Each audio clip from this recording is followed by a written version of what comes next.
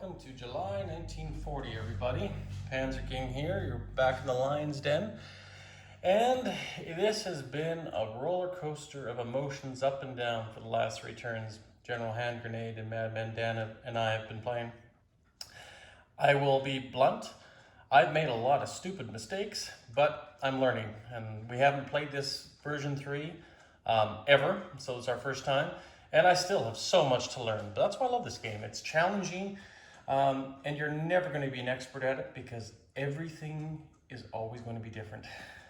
Case in point, in front of you, never thought that I would have ever been able to muster Italy's forces to take Egypt, Cairo, and then also ultimately head over there and take Gibraltar. But I was, and I saw an opportunity and I took it.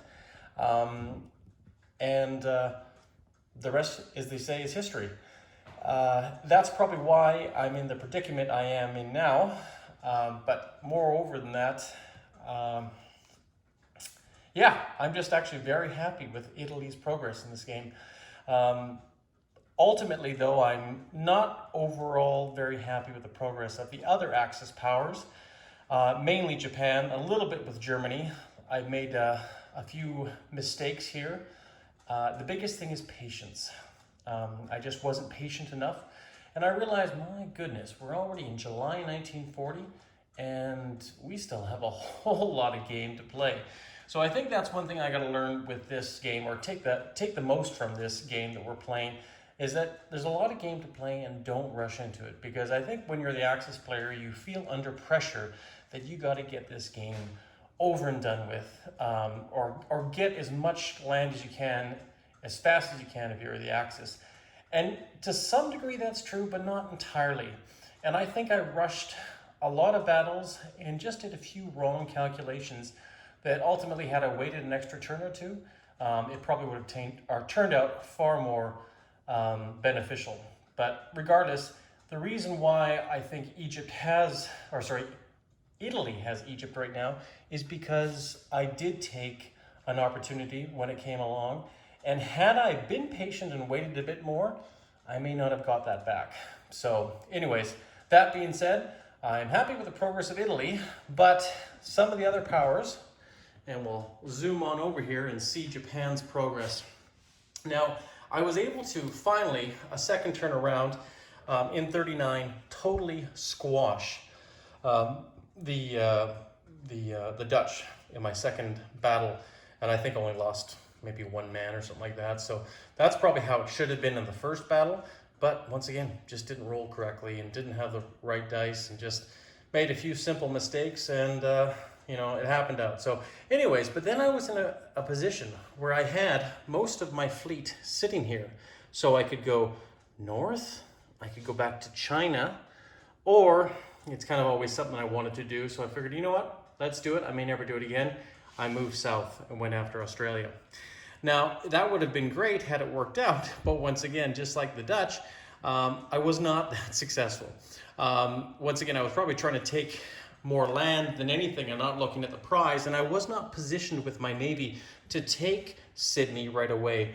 And once again, had I been patient and waited one more turn, which I could have, I probably could have been in position and totally destroy Sydney and then took the rest of the island afterwards.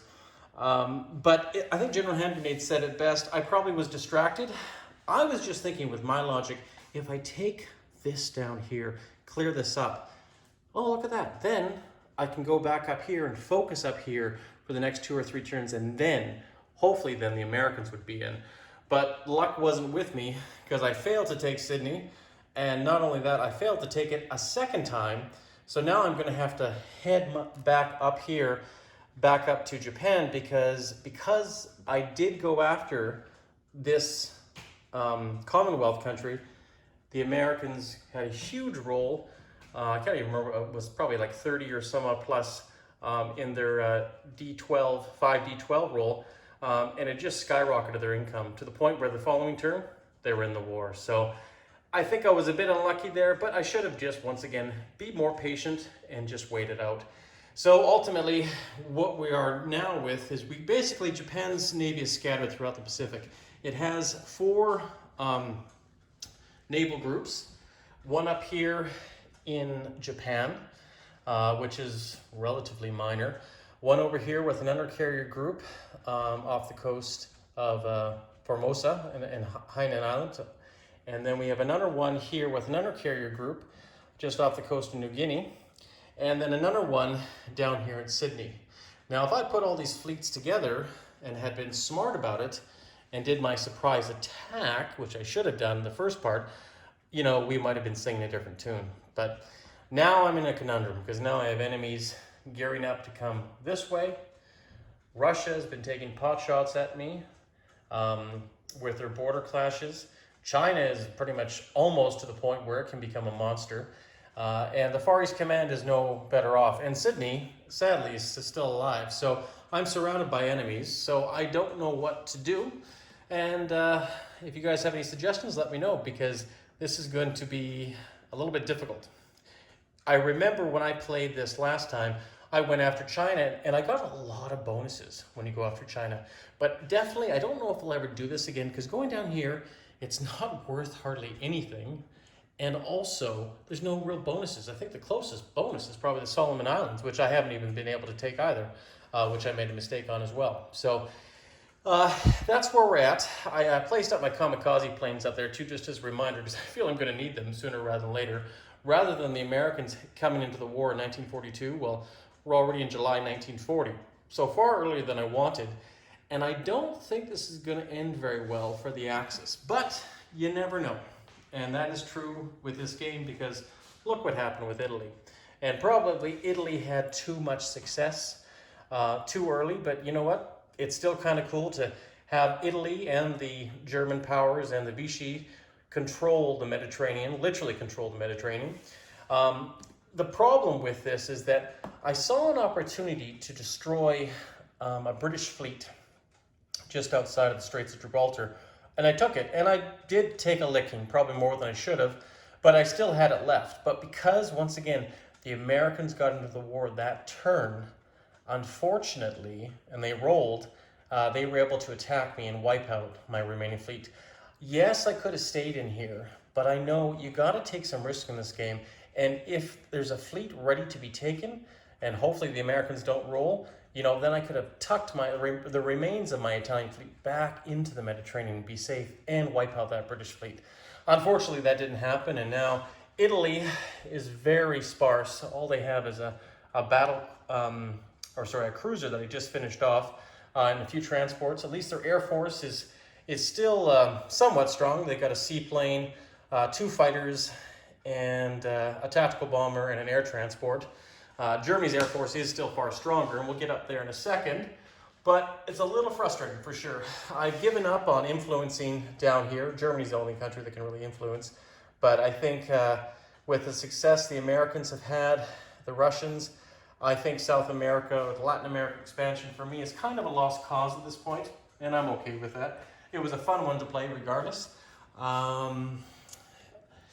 Down here you can see the German fleet that came out here last turn and did wipe out a small British fleet.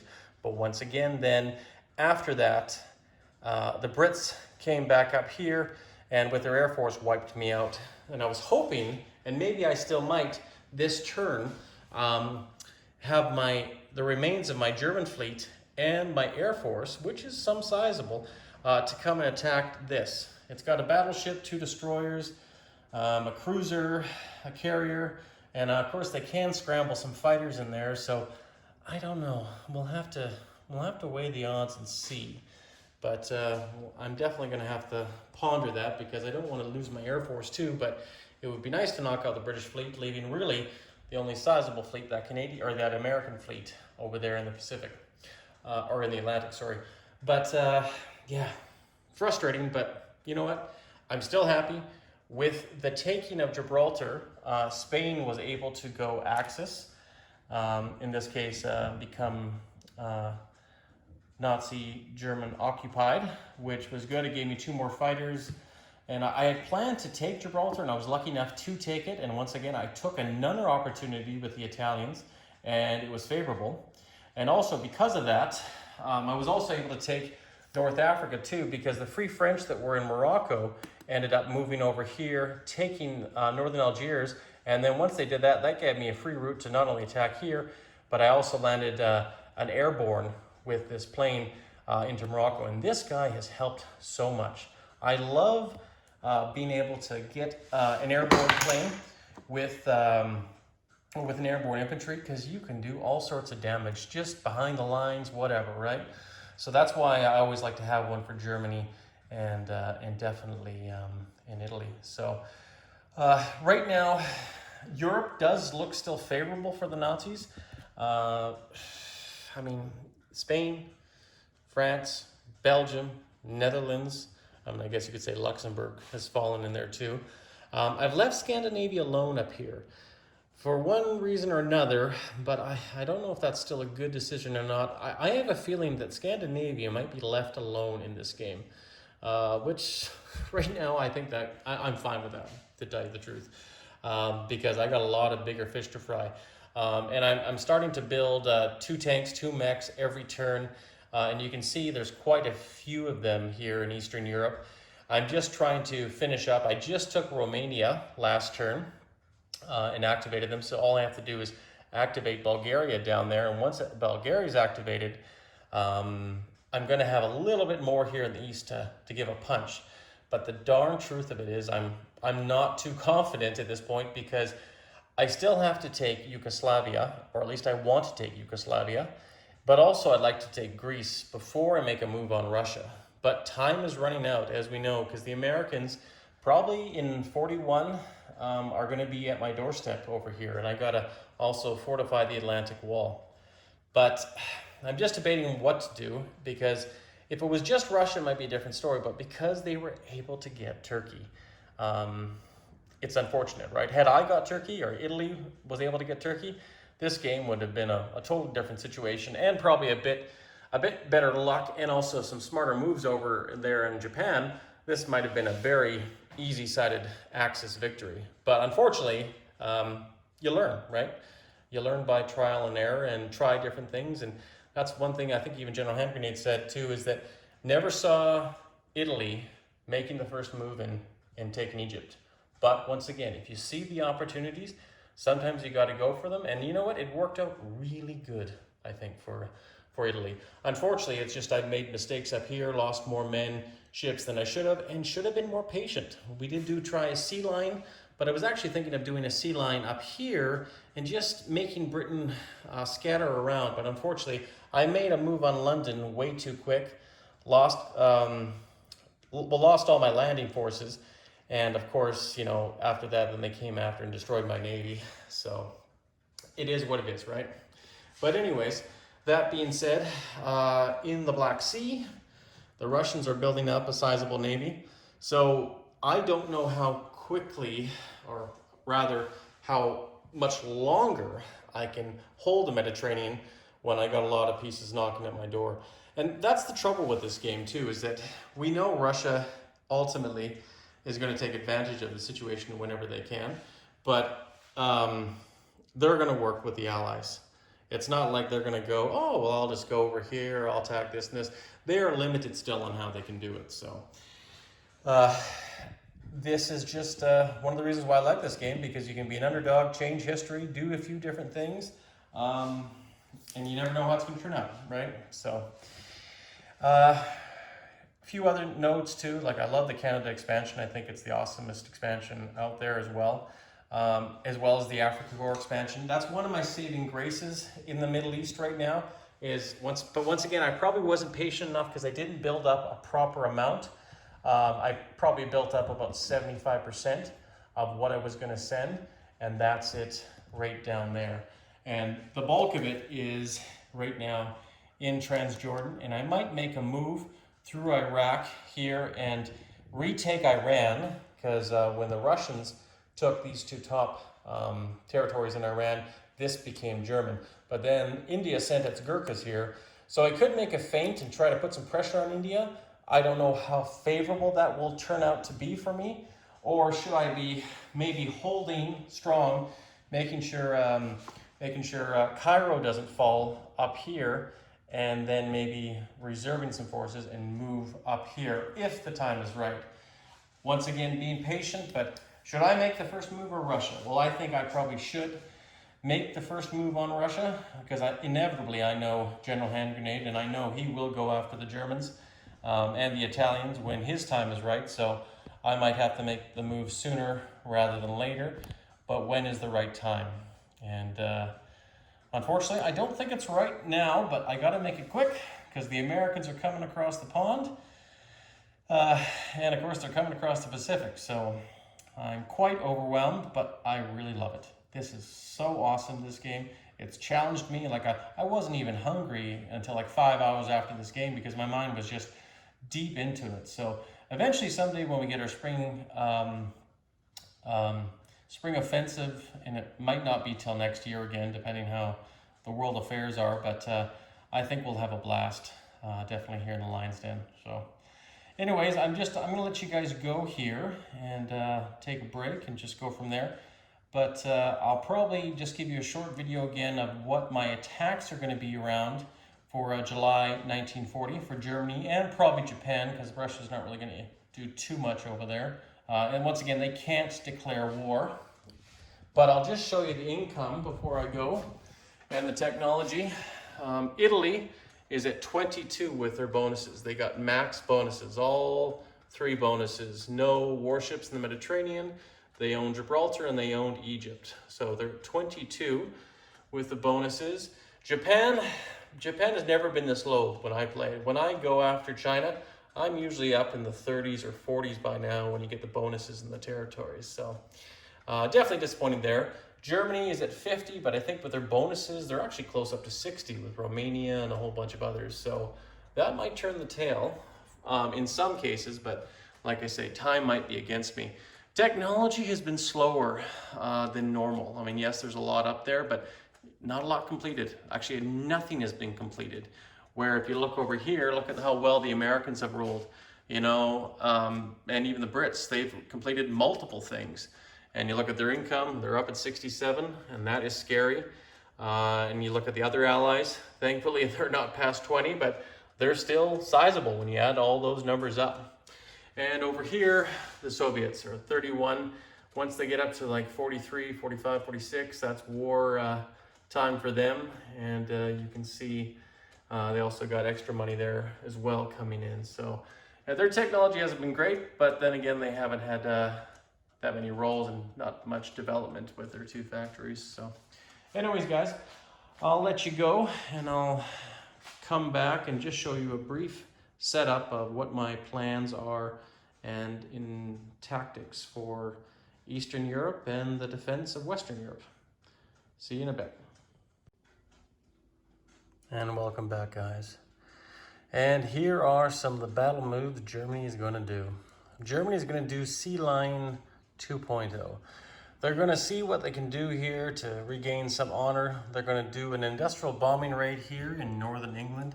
And they're also going to land some Fallschirmjäger into Scotland here with the support of a Heinkel HE-111 medium bomber.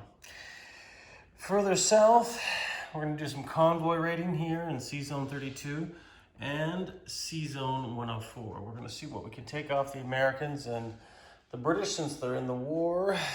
We have some industrial damage here from an air raid bombing, so Germany's obviously going to try to repay that in the north of England. But Germany's panzer divisions here in Warsaw are resting after a well-fought take, but they're also moving south here into Yugoslavia. To take Yugoslavia, we're also bringing in the Mediterranean Kriegsmarine to destroy that torpedo boat destroyer, and we're going to activate Bulgaria also this round as well. So down here further south, we have the Graf Spee participating in a naval bombardment of the invasion of Malta with the German Luftwaffe. We also have over here the Afrika Korps biding their time. I don't think they're going to make any aggressive moves right now. They're just going to see what happens here in the next turn or two, which is probably a better take on things. Be a little bit more patient, as I've said here prior. It's probably going to be the best the best for me, since I know I have enemies or possible enemies in all directions. So that's what Germany has planned. They're also going to go here in Baltic Sea here and take out this torpedo boat destroyer with a submarine and a fighter. So we'll see how that turns out. And then over here, the Japanese are going to do a little attack of their own. They're going to try to regain some honor. And when we start down here, they're abandoning Sydney and moving for more fertile ground, and they're going to see if they can take New Zealand away. They're also going to land troops here in the Solomon Islands, because that's worth 1 bonus point. And they're going to attack this destroyer here and rest here, because Japanese also own a naval port. Further north here, the rest of the fleet's going to link up from Japan and down here, which is going to be a total of 2 fleet carriers and a light carrier, as well as several planes. We're going to attack the Philippines and also attack Hong Kong, regroup all the aircraft here, so that hopefully we'll have a chance at this fleet if they want to attack us. They wipe us out, Japan's in big trouble. But they might think second thoughts about attacking that. We'll see. Who knows? Maybe they're going to go all in, and I wouldn't blame them if they do this round. And of course, we're not attacking China, right? But we are going to take the Mariana Islands. We're going to convoy the Manila line, which I'm not sure is really going to be in effect once we take the Philippines, but we'll obviously see how that turns out. So yeah, Japan's going to do all they can to try to push the limit, but they're also going to attack the Hawaiian Islands and take the Hawaiian Islands since it's undefended this turn. Destroyer leaving Japan is able to go into Sea Zone 65, and then 92, or actually, hold on, let's just see here. Sorry, Sea Zone 65, 66, 67, and then 68. That's how he'll get there. So, yeah, aside from that, guys, just wanted to give you that brief update. This is where Japan sits at the end here, well, not, or the beginning of July 1940. And over here, the Axis powers and their aggressive stance in the Mediterranean to take the last British remnant in the Mediterranean before the American swarm starts to come over here and take all these territories from Mussolini and Hitler. So we'll see what happens here in the coming turns. But this is what Germany and Japan have planned for this turn in Global War 1936. Take care, everybody, and we'll see you soon.